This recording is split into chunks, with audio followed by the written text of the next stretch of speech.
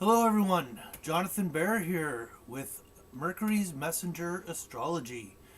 How's everyone doing today? Thank you for joining me. So, I hope, I hope, I'm sure everyone's noticed the big chart that I have displayed on the screen. I hope everyone could make this out.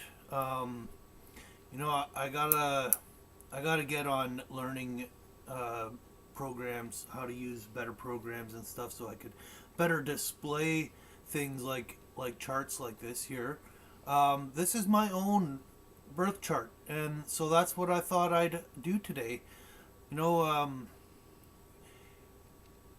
there's a lot of astrologers out there who won't display their chart, and really, it is an extremely vulnerable thing to do. I understand why people can try and pick it apart or whatnot. Go ahead, pick it apart all you want. I, there's a lot that I like about my chart. There are some things that are hard as well, and I'll talk about that in this video. Um, but nonetheless, I'm pretty proud of my chart. It's helped me understand. I feel like I have a very difficult manifestation, life manifestation going on. And understanding my chart has really helped me move forward with personal confidence and strength. So here I am, showing, displaying my vulnerability. Anyhow, okay, so let's start with up top here. We see Jupiter conjunct the Sun in Gemini, 10th house. So, yes, I'm a Gemini with Jupiter conjunct. Jupiter is expanding, and so bigger than life in the 10th house. So I'm really known to be a big Gemini. The traits are just in your face with that. So then from there, let's go to my rising point, which the rising is right there, which is Virgo. I'm a Virgo rising. Now, both Gemini and Virgo are both ruled by the planet Mercury. And now we're going to my moon.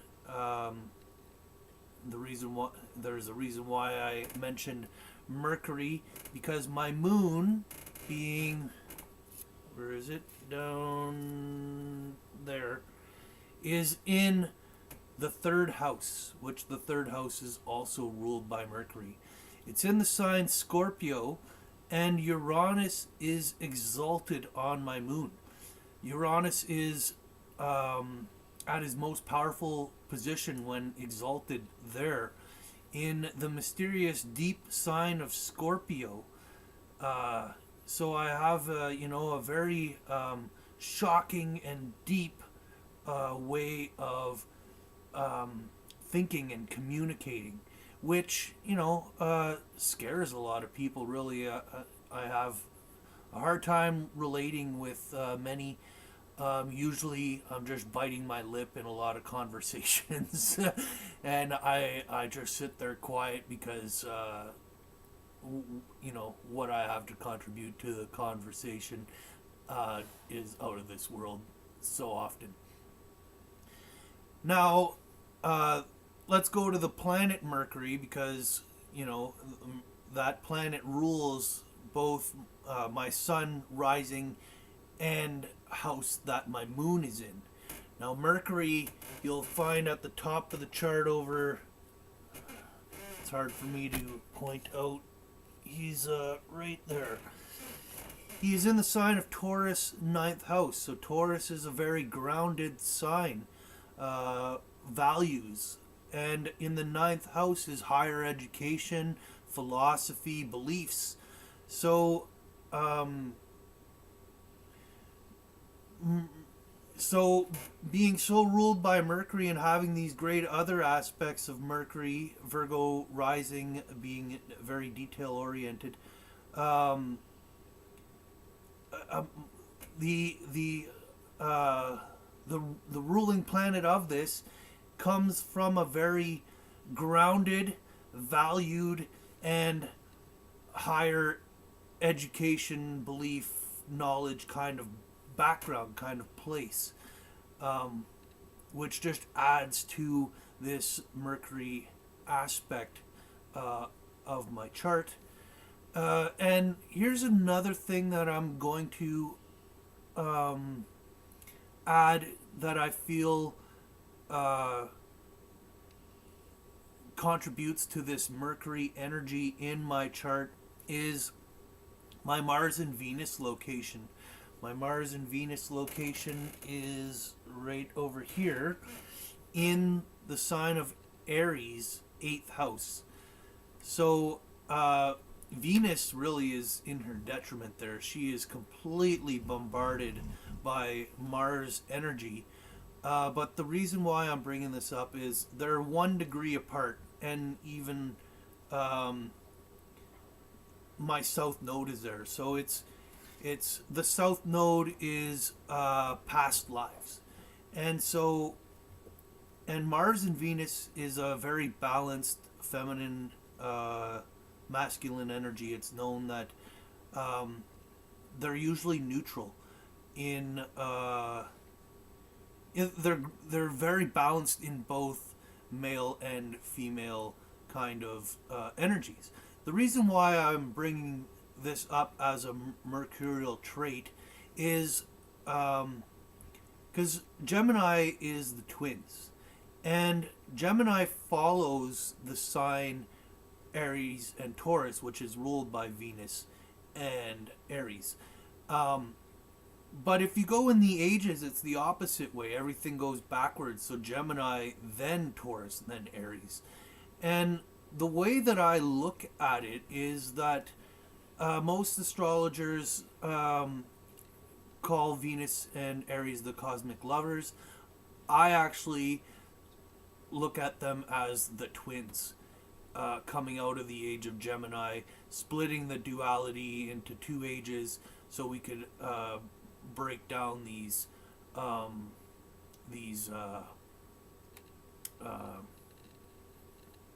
traits, these characteristics, and so having that going on also to me points to be a very Gemini kind of thing.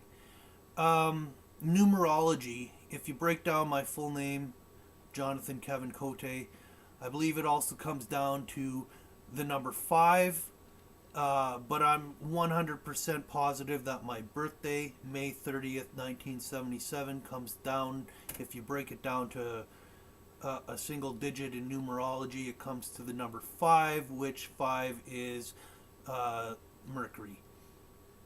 So I joke around that I'm a manifestation of the planet Mercury. Anyhow, other things going on in my chart. Okay, well, I left off kind of where Mercury is.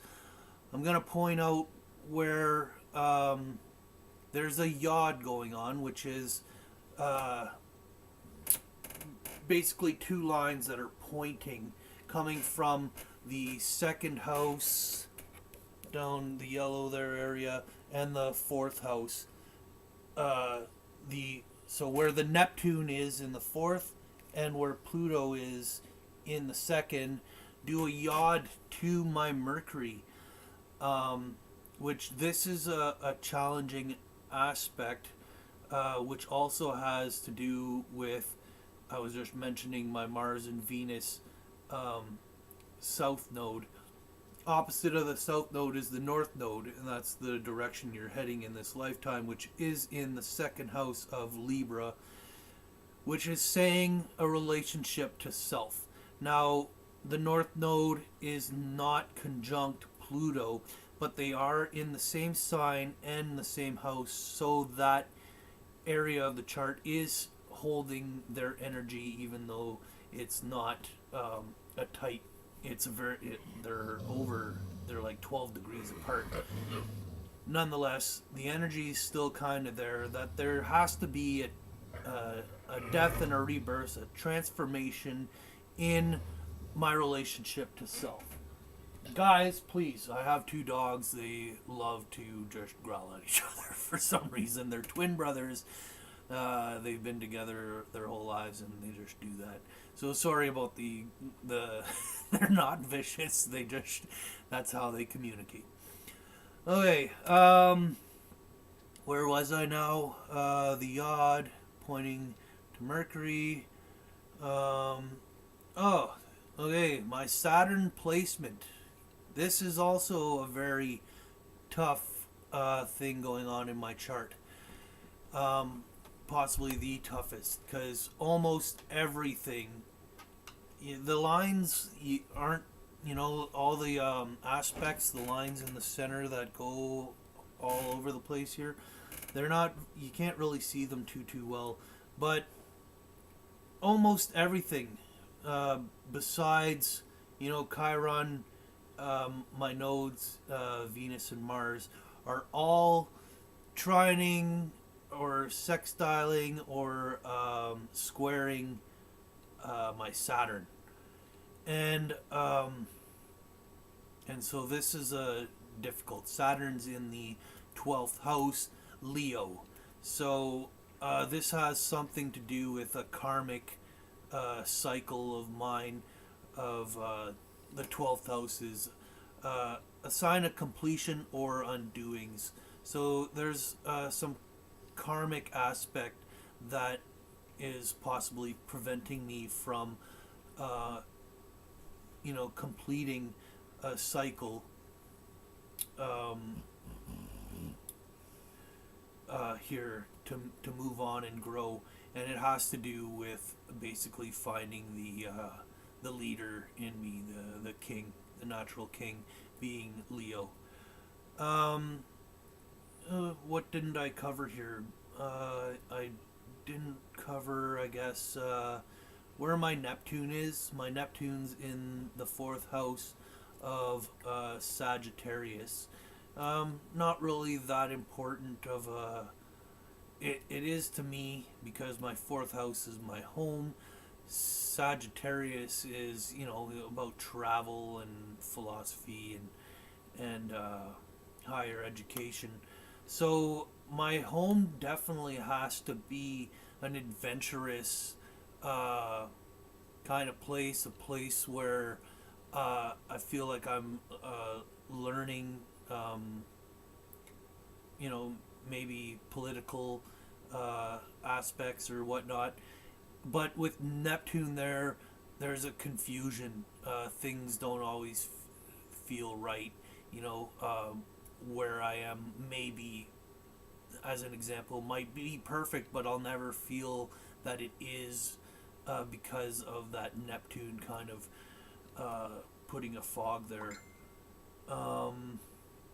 Yeah, so that's basically what I wanted to cover. I think this is my chart. I'm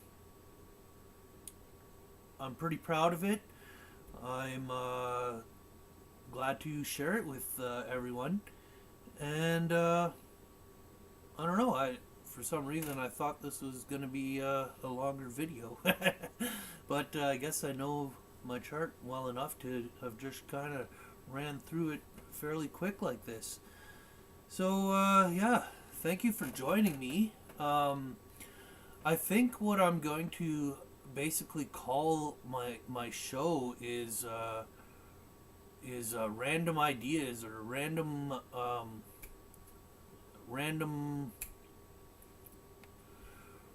thoughts, random stuff. Gemini is a very random kind of thing. Gemini just likes to read the headlines and fill in the blanks with his own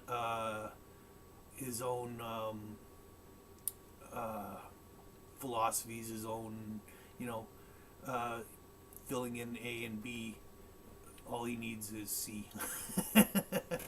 So thank you very much for being here. Thanks for watching. See you again soon. Bye now.